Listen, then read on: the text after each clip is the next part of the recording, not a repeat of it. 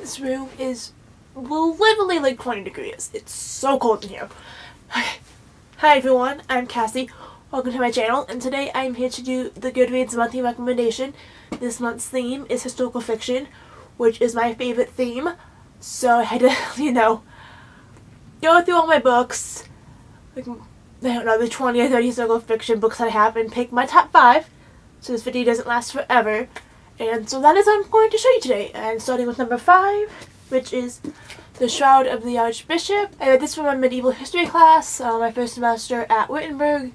It is about Sister Fatima, who travels from Ireland down to the Vatican, and when she gets to the Vatican, she finds out one of the assistants of one of the top members in the area has been killed, and she has to go around and figure out why he's been killed. And along with him being killed, some stuff has been stolen, so they have to find the things that have been stolen.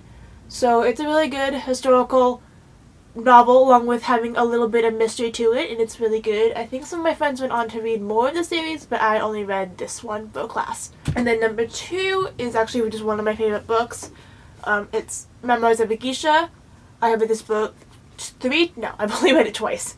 I read it once when I was in high school, and then again last summer. It is pre to after World War II.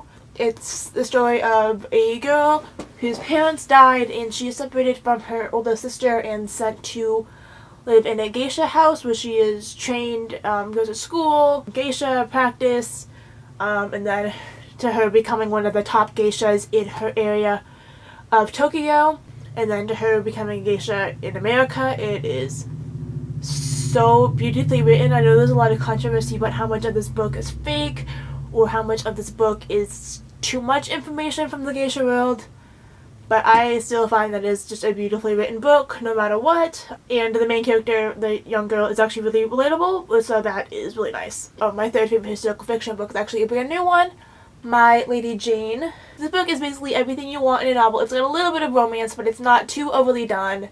It's got mystery, it's got magic, it's got history.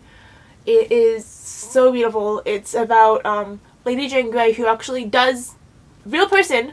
I actually went into investigations after reading this book. I'm like, I have to know more about her. She was the cousin of King Edward, the queen between Edward, Mary, and then Elizabeth. She's only queen for 9 days. Of course, since this is a novel, it has a very happy ending, which is not like real life, but I recommend this to anyone who just likes reading. My second favorite historical fiction novel, this was really hard to pick. I actually had to tie all of Rita's books into my second favorite historical fiction novel, but I chose the American one, which is Out of the Easy. It takes place in 1950s New Orleans.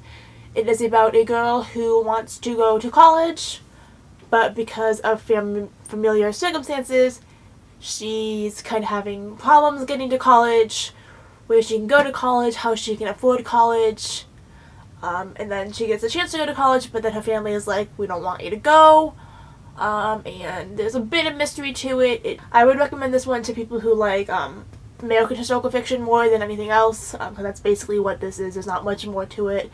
There's a tiny bit of romance, but it's mostly just a historical book. The last historical fiction book is actually my favorite book of all time, Snow Falling on Cedar. It is based in an island in Puget Sound in Washington. It takes place a little bit before World War II, but mostly it takes place after World War II, and then there's some flashbacks as to pre-World War II, and then flashbacks to World War II. It covers the murder trials of a Japanese man, because he killed one of the prominent members of society, but I'm trying to figure out if the guy actually killed him, or if he just happened to die in his boat, or if the killing was an accident and he didn't mean to kill him. So he's mostly told by a journalist. It covers times during World War II, some of the battles, what life was like on the island during World War II, and also the American-Japanese internment camps, which is really nice to see what those are like, or even just learning a little bit. So yeah, those are my top 5 historical fiction books. So this video is kind of a mess. I'm having allergies, and it's kind of difficult for me to talk. So I think that's everything I have for today, though. I will see you in a few days. Peace!